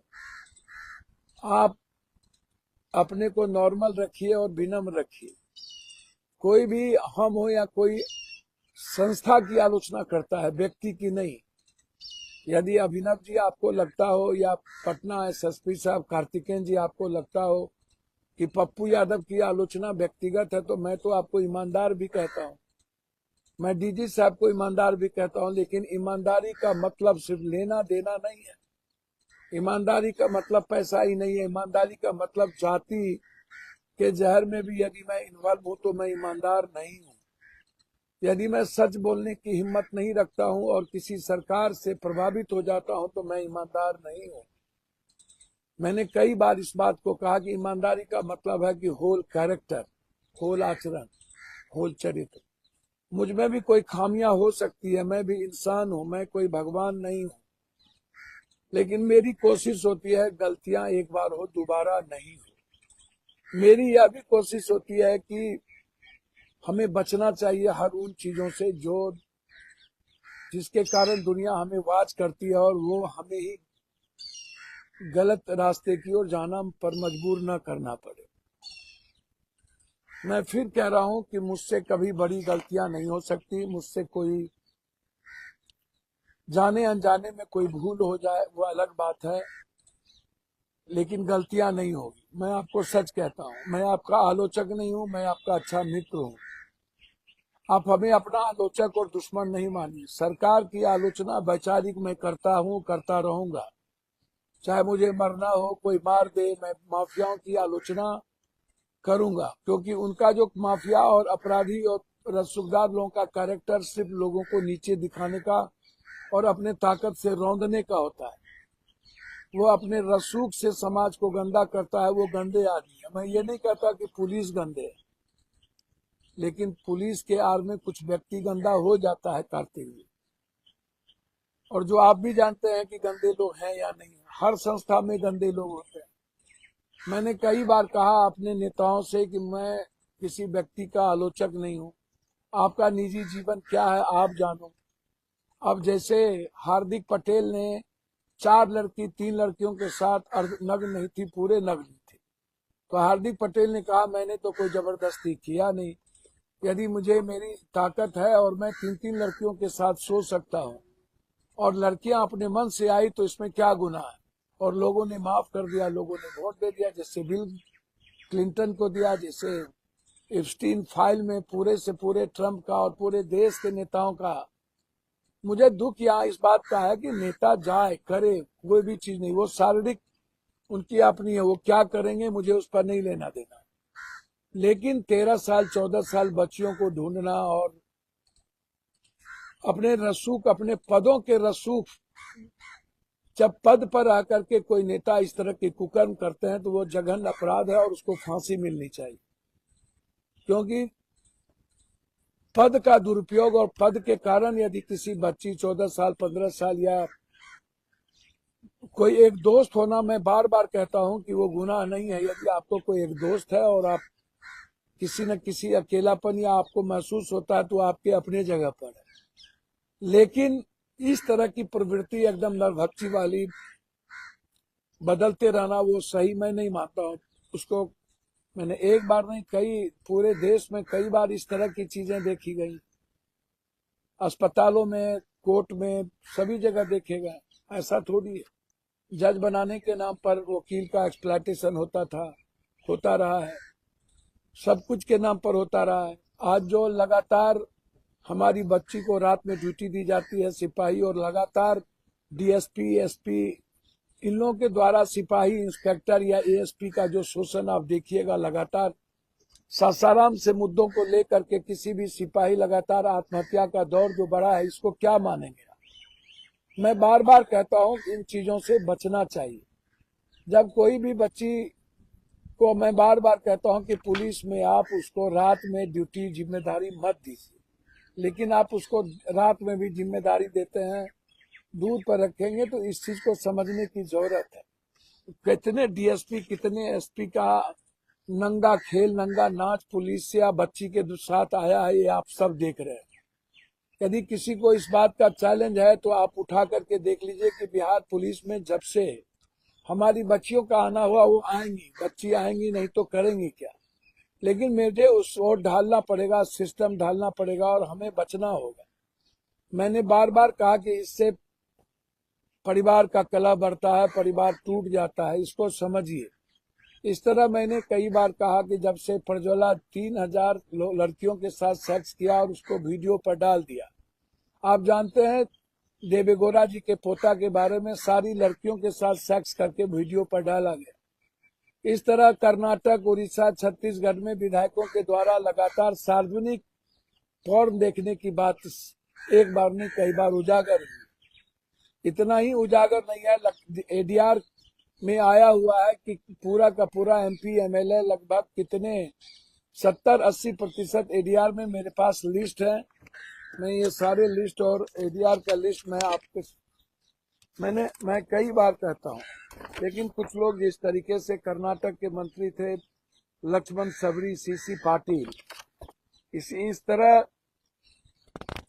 जिनको प्रज्वला रेवन्ना की चर्चा मैंने की, सीसी पाटिल की चर्चा मैंने की, इस तरह ब्रजेश ठाकुर एक एब्स्टिन फाइल ही था। ब्रजेश ठाकुर का जब मामला आया बिहार में, आपको पता है कि जिस तरीके से मुजफ्फरपुर में आप उठा करके देखिए, वहां की 35 बच्चियां, जो 17 साल की बच्ची थी जिसको रखा गया, अनाथ बच्ची थी, उसको नेताओं के घर कैसे परोसे गए, पदाधिकारियों के घर कैसे परोसे गए, पटना में वो बच्ची कैसे गई, होटल में रखी गई, होटल में कौन आया, सब कोर्ट में जगजाहिर है। इसी तरह अरुण कुमार महिला बलात्कार के लंबी कानूनी प्रक्रिया, संजीव मुखिया, जो लगातार ये आया कि अपने रसूख और लड़कियों के द्वारा सारे नेताओं को ये करना और क्वेश्चन आउट करना, उस तरह कई विधायक मंत्री का सजा बिहार में, मैं नाम नहीं लेना चाहता हूँ। जब कोई बात करता है तो मुझे अच्छा नहीं लगता, चाहे सभी पार्टी हम में नंगे हैं, कमलेश हो, बाबा चंद्रा स्वामी, स्वामी प्रेमानंद, बाबा अयप्पा, ये जितने लोग हैं, एक नहीं 100 200 साध्वी को बलात्कार करके मार दिया। संत कृपालू महाराज, नित्यानंद स्वयंभू भगवान, राम रहीम सिंह, आशा राम, ये लगभग, चाहे सेंगर हो, चाहे बरभूषण भाई का पर आरोप लगा हो, मैं ये नहीं कहता मेरे बरभूषण भाई ये है। गुजरात राजस्थान के बंगा बीजेपी नेता साहब सिंह घोष, हावड़ा संकरेल अपने होटल में सेक्स रैकेट करते पकड़ाए गए। एक मेयर थे जिसने कई लड़कियों के साथ होटल में पकड़ाया। इस तरह नेताओं के द्वारा, भीषण पटेल जी हमारे गार्जियन रहे हैं, लेकिन 3 लड़कियों के साथ इस उम्र में भी मजे ले रहे थे। तो जो उनकी उम्र है 3 लड़कियों के साथ नेकेट, और मैं स्वाभाविक है, वो कोई जबरदस्ती नहीं कर रहे थे, वो बहुत ही मेल मिलाप के साथ थे, उस पर केस नहीं लग सकता है। लेकिन जब नेताओं की, चंपा विश्वास की घटना, गौतम शिल्पी की घटना याद करिए कि कौन कौन लोग इन्वॉल्व थे और उसका क्या हुआ। Muzaffarpur shelter house, sex racketeer, FIR NGO प्रमुख, जितना एनजीओ के लोग हैं उस पर क्या क्या मामले हैं, इसको आपसे कोई चीज छुपी नहीं है। तो नेता एक संस्था है, बड़ी संस्था है, और नेता का अपना एक चरित्र होना चाहिए। मैं नहीं बहुत बात बोलना चाहता हूँ, सबके बारे में है कि कौन राज्यसभा किस रूप से जाता है, कितने पैसे को लड़कियां पहुंचा करके किस तरीके से टिकट लेता है, ये किसी से छुपी हुई नहीं है। या शराब माफिया टिकट लेता है, या जमीन माफिया, या तो उसमें सिर्फ पैसे ही नहीं होते हैं, उसमें सारी चीजें होती हैं, सबके बारे में पता है। कौन सीसीटीवी फुटेज पर किसका नंगा करके फोटो ले लेता है, कौन कौन क्या करता है, ये सब के बारे में पता है। मैं फिर आपको कह रहा हूँ, ये मुझे किसी को दुख नहीं पहुंचाना है, लेकिन जिस तरीके से आज पूरे बिहार की स्थिति है, कल प्रेस कॉन्फ्रेंस हुआ और प्रेस कॉन्फ्रेंस में ढाक के 3 पार, आपने जनता के गुस्से को कम करने के लिए आपने प्रेस कॉन्फ्रेंस किया और आपने कुछ भी नहीं बताया। मेरे पास लगभग 60% नेताओं का नाम है, फिरहस्त है, लिस्ट है। और जो दैनिक भास्कर ने जो स्टिंग ऑपरेशन किया, इसके पहले भी बहुत सारे स्टिंग ऑपरेशन हुए। और उस स्टिंग ऑपरेशन में आपने देखा कि चुनाव के समय नेताओं को 17 साल, 14 साल, 16 साल वो कह रही हैं कि जितने कम उम्र की लड़की चाहिए 40,000 रुपये लगेंगे। ये मैं नहीं कह रहा हूं, ये स्टिंग ऑपरेशन कर रहा है, सब कुछ आपने देखा। तो ये क्या चिंता का विषय नहीं है? क्या इस पर बात नहीं करनी चाहिए? मैंने इसी पर एक 2-3 बच्ची ने तो यहाँ तक कहा कि हमारे सामने में, मैंने उसको वीडियो भी डाला है, उस बच्ची को एक्सप्लॉइटेशन करने की कोशिश की गई, वो बक्सर की बेटी थी।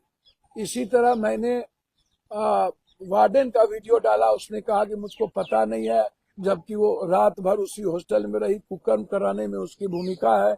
और वो वीडियो पर दिखी और हमको कहती है कि मैं उस हॉस्टल में नहीं था। उस तरह ही मैं जानता हूं कि इस पूरे केस को मैं चैलेंज के साथ कहता हूं, डॉक्टर सतीश सिंह ने पैसे लेकर के किसी भी कीमत पर डॉक्टर सतीश सिंह का सर्टिफिकेट कैंसिल होना चाहिए। उसका मेडिकल काउंसिल ऑफ इंडिया को इस पर संज्ञान लेना चाहिए कि उसने, डॉक्टर सतीश ने मेरी बेटी का प्रेगनेंसी का जांच कैसे किया। इसी पर उसकी डॉक्टरी खत्म हो जाना चाहिए था। क्या स्पर्म थे कि नहीं, वो किस आधार पर उनके गायनोकोलॉजिस्ट ने कह दिया कि बलात्कार नहीं हुए, और पूरी पुलिस प्रभात हॉस्पिटल के निर्णय पर ही आज तक अडिग है। प्रभात हॉस्पिटल के निर्णय पर अडिग है, तो फिर पीएमसीएच के तीनों डॉक्टर और लैब के जांच करने वाले जो वैज्ञानिक है, उसकी अरेस्टिंग क्यों नहीं हो रही, उस पर केस क्यों नहीं कर रहे हो? मैं चाहता हूं संध्याल, यदि संध्याल की टीम गलत है तो उसकी गिरफ्तारी हो और उसको सार्वजनिक किया जाए, पूरा का पूरा वीडियोग्राफी को। मैं चाहता हूं कि 40 सेकेंड का आपने वीडियो क्यों दिया, निकालते हुए 3:40 का वीडियो क्यों दिया? पूरे आप सीसीटीवी का वीडियो क्यों नहीं दे रहे हो? वो किसके पास है? आप उसको क्यों छुपाना चाहते हो? और आप किसको बचाना चाहते हो? मनीष रंजन इसमें कंप्लीट है, निश्चित अग्रवाल है, और वो वार्डन है। दूसरा, किसके कहने पर थाना से इन तीनों को पीआर पर छोड़ा गया? सबूत को मिटाने के लिए। क्या अब हमारी सीबीआई सही तरीके से काम कर पाएगी? क्योंकि सबूत नहीं बचा है, इसका क्या हश्र होगा? लगातार जहानाबाद के बच्चियों ने, लगातार युवाओं ने अपनी लड़ाई और अस्मिता की बात लड़ी। सवाल ये नहीं उठता है कि कल क्या होगा, कल किस बिंदु पर होगा। सवाल ये उठता है, मरने के बाद मेरी बेटी और उस परिवार को आपने जिंदगी छीन ली, उसकी बच्ची को चरित्रहीन बनाने में आपने कोई कसर बाकी नहीं रखा। जबकि उनकी बच्ची एक लड़के से कभी बात तक नहीं किया, डायरी में नाम नहीं है, उसके मोबाइल पे नाम नहीं है, वो 2-2, 3-3 महीने तक भोजन नहीं भरा पाती थी। वो बच्ची निहायत ईमानदार थी, उसके बावजूद भी उस बच्ची को चरित्रहीन बनाने में पुलिस और डॉक्टर ने कोई कसर प्रभात ने बाकी नहीं रखा। क्यों ऐसा आपने किया? ये सबसे बड़ा सवाल। क्या कारण है कि आप डॉक्टर सतीश को फ्री छोड़े हुए? 127 पेज की जांच के बाद निमोनिया लिखना कि ये डॉक्टर की बदमाशी नहीं थी? क्या डॉक्टर इन्वॉल्व नहीं है? मनीष रंजन ने कहा देहरादून में मैं था, क्या मनीष रंजन झूठ नहीं बोला? क्या वो इन्वॉल्व नहीं है? और उसके बाद लगातार आज तक आप पहली बार कल इस बात को स्वीकार किए हो को स्पर्म था तो किसका था? इसमें क्यों भाग गए? और ये आपको गलत क्यों लगता है? सब लोगों ने मिलकर डीजी को बलि का बकरा क्यों बनाया? एक भले आदमी, एक अच्छे आदमी को बलि का बकरा आपने बना दिया सब लोगों ने। क्या कारण है? किनको बचाना चाहते हो सभी लोग मिलकर के? बस यही तो सवाल है। इस बच्ची के न्याय को तो चाहिए ही चाहिए। ये बच्ची को जिस तरीके से बदनाम किया गया, उसकी लड़ाई 8 तारीख को जंतर मंतर पर भी होगी। यहाँ के प्रबुद्ध लोगों ने ये निर्णय लिया है लड़ने का।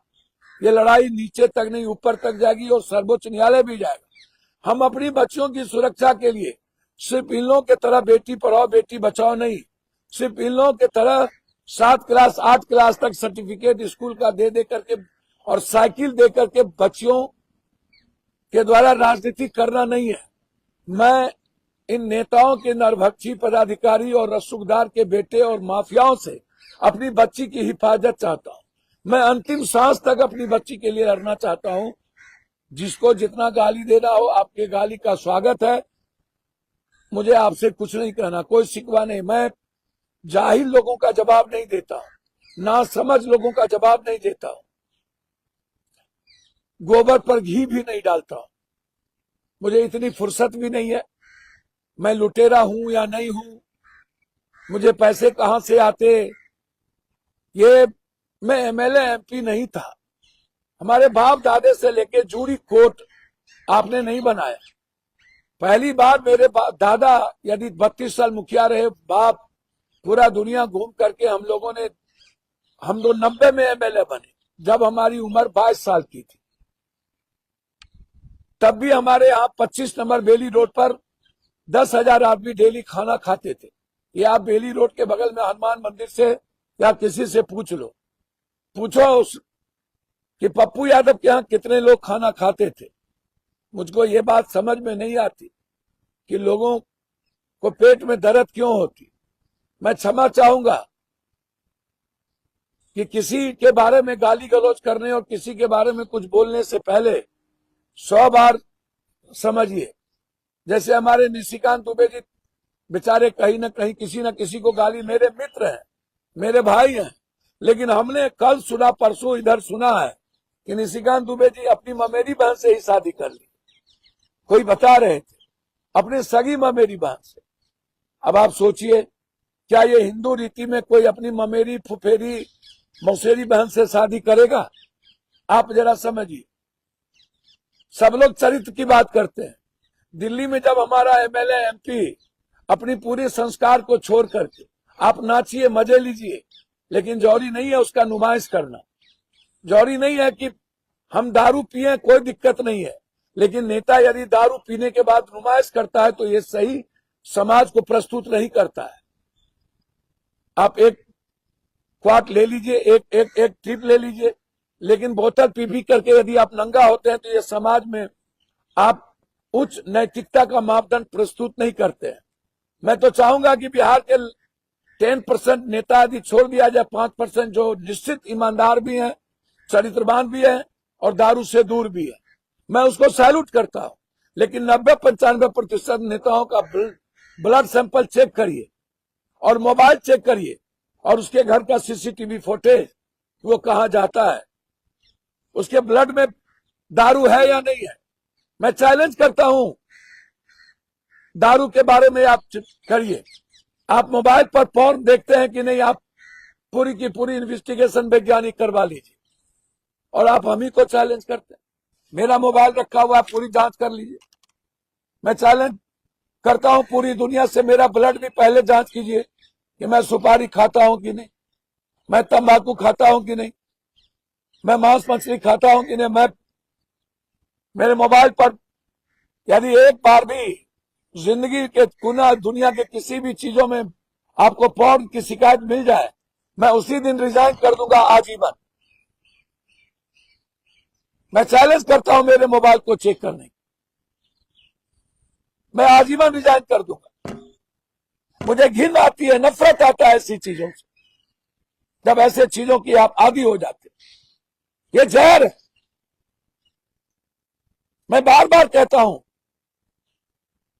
कि आपका वैज्ञानिक सीक्वेंस है, आप एक दोस्त आपके साथ हैं, कोई दिक्कत मुझे उस पर नहीं है, मुझे आपत्ति नहीं है, आप बुरे नहीं है, मैं सीधा कहता हूं।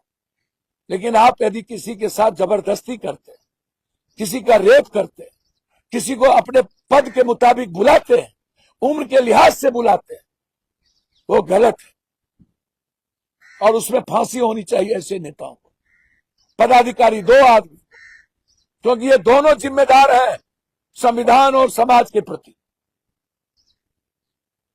कल का प्रेस कॉन्फ्रेंस एक नौटंकी थी, सिर्फ गुस्से को खत्म करने के लिए। हमें लड़ना होगा अपनी इस बेटी के न्याय के लिए, किसके पीछे कौन है, फिर कोई निर्भया पैदा ना हो, इसकी लड़ाई लड़नी होगी, ये मैं ऐसा मानता हूं। मेरा किसी को तकलीफ देना नहीं है, मेरा किसी के बारे में बोलना नहीं है। आपको जितनी गाली देना हो दीजिए। मुझे दुख होता है जब कोई सोशल मीडिया वाला और कोई टीवी चैनल, कभी 1995 का कोई एक केस में बेल टूट गया, कोर्ट में हमको जानकारी नहीं मिली, नहीं जा पाए, हमारी आलोचना शुरू हो गई। अरे 25-30 साल पुराना कोई केस था, जिसकी जानकारी हमारे तक नहीं पहुंची। हम कोर्ट नहीं जा पाए, हम कोर्ट चले जाएंगे, कोर्ट का आदेश आया। इसमें टीवी चैनल वाले जिस तरीके से हाय तौबा करने लगे, मुझे नफरत आता है ऐसे दुकान चलाने वाले जिसकी दुकान पप्पू यादव के नाम के लिए बगैर दुकान नहीं चलती है। क्या है, मेरा नाम ना लो, कोई जौहरी है? अपनी दुकान चलाने के लिए पप्पू यादव को गाली देना जौहरी है? पप्पू यादव यदि गलती है तो आप हमको जरूर बताओ, मैं उसको स्वीकार करूंगा। मैं क्षमा चाहता हूं यदि बेटी को बचाने और बिहार को बचाने में पप्पू यादव यदि कोई कड़वा सच बोलता है और आपको कहीं तकलीफ हो जाती है तो मैं क्षमा चाहता हूं, मुझे माफ कीजिएगा। मेरे मित्र, मैं आप सबकी इज्जत करता हूं, दिल से मैं अपने नेताओं की इज्जत करता हूं, खासतौर पर नीतीश कुमार जी की बहुत इज्जत करता हूं। लेकिन मुझे ये पसंद नहीं है जब कोई यूट्यूबर, कोई चैनल वाले जबरदस्ती पप्पू यादव को टारगेट कर लेना। जब मैं हर दुख सुख में आपके साथ हूं और आप पप्पू यादव ही आपके लिए टारगेटेड हो जाए तो मुझे लगता है कि आपसे दूर ही रहना चाहिए। और खासतौर पर छुटभइये यूट्यूबर लोग जिस तरीके से बाप रे बाप संपत्ति क्या होगा, कैसे होगा, अरे भैया मुझको कोई जानकारी नहीं थी केस का, मुझको कोई कागज नहीं आया, मुझे कोई पता नहीं था, मुझे जानकारी मिली, मैं कोर्ट जाऊंगा और अपना पक्ष रख दूंगा। तो इसके लिए आपको क्यों तकलीफ हो जाती? एक तरफ इतनी बड़ी लड़ाई है, उसको आप डाइवर्ट कर देते हो। कहां बेटी की लड़ाई, कहां जहानाबाद हम जाते हैं, कहां हम बक्सर जाते हैं, कहां इतनी बड़ी लड़ाई है और उसको आप छोटे से चीजों में अपनी व्यूअर्स और टीआरपी के लिए पप्पू यादव शुरू हो जाते हैं। क्षमा करिएगा, माफ करिएगा, ये मुझे पसंद नहीं है। मुझसे कोई गलती होगी तो जरूर बता दीजिएगा। मैं आपका स्वाभाविक दोस्त हूं और हर यूट्यूबर की मदद मैं करता हूं और मैं कोशिश करता हूं नए जितने यूट्यूबर हो वो बढ़े।